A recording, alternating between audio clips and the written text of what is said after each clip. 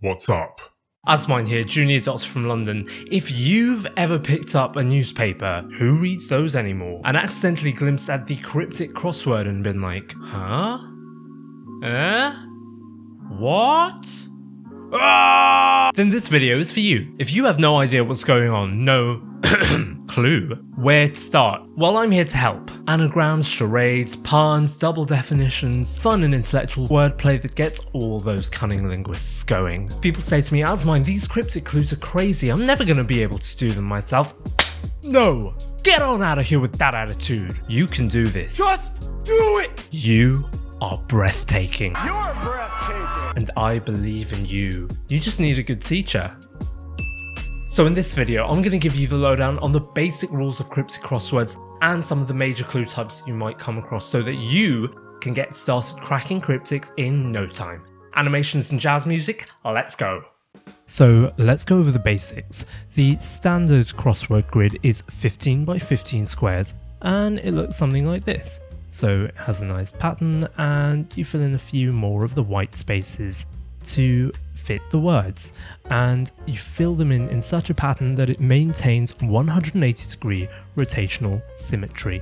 So if you swivel it around 180 degrees, it will look exactly the same. Pretty neat, I think. Some grids also have 90-degree rotational symmetry, just like this one. And of course you fill in the grids across and down. So cryptic crosswords have a few rules of their own.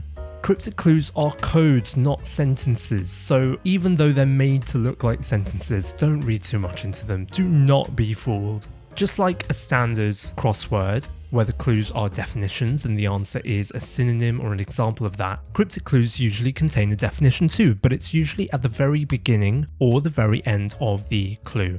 And it's your job to figure out which part it is. The remainder of the clue is cryptic wordplay, and there are many different types of clues like anagrams, charades, or puns. Parsing refers to working out the components of a clue, so which bit is the definition and which bit is the cryptic and how it all works out. So there are many different types of cryptic clues, and in this video we're just going to focus on 3 of them: anagrams, charades, and hidden words. Anagrams are rearranging part of the clue to find the answer. Indicator words might reference change, doubt, confusion, activity, movement, destruction. Example indicators include the words strange, muddled, wild, drunk, upset, unusual, possibly, maybe, chaotic, dancing. And the indicator is usually next to a word or phrase with the same number of letters as the answer. There are thousands of potential anagram indicators.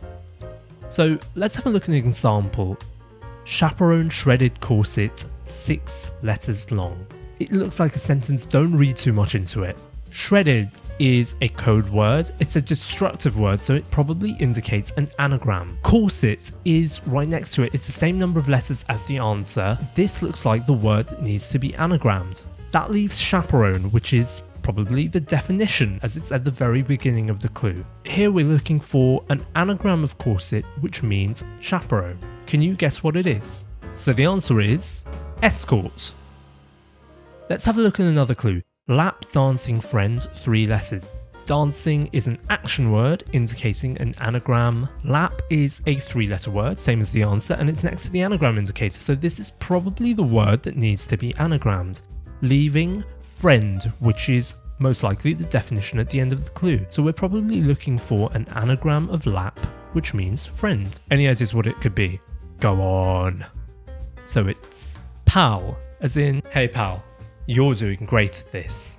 The next kind of clue is charades. These are where individually clued words are joined together to form the answer or part of the answer. Indicator words aren't required but may indicate position, for example against, after, or with. Some indicators may be directional, for example on or above in a down clue. Let's have a look at an example. Outlaw leader managing money, 7 letters. So outlaw here could be a noun or a verb, and cryptic crosswords love this kind of grammatical ambiguity. In this case, we're dealing with outlaw as a verb meaning to ban. A leader could refer to a king. Managing money is the definition at the end of the clue. So what do you think this could be?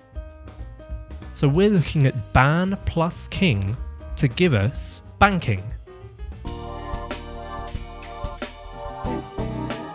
isn't even real money, it's printed out pieces of paper. And it's not even in colour. The final type of clue we're going to look at today is hidden words. These are the type of clues where the answer appears in the clue itself, but it's contained within one or more words. Indicator words include in part, partially, in, within, hides, conceals, some, held by. Again, there are loads of possibilities. Initialisms are where the first letters of part of the clue are put together to form the answer. Indicators might be initially, firstly, to start with, etc. Odd or even letters are where the answer is hidden, for example by putting together the first, third, fifth, etc. letters of part of the clue. It might be the clue starts with the word oddly or evenly. Let's have a look at an example.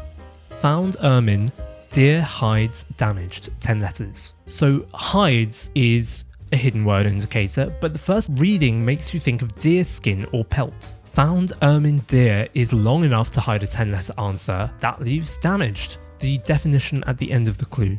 So we are looking for a 10-letter word meaning damaged, hidden inside found ermine deer. Any ideas what it could be?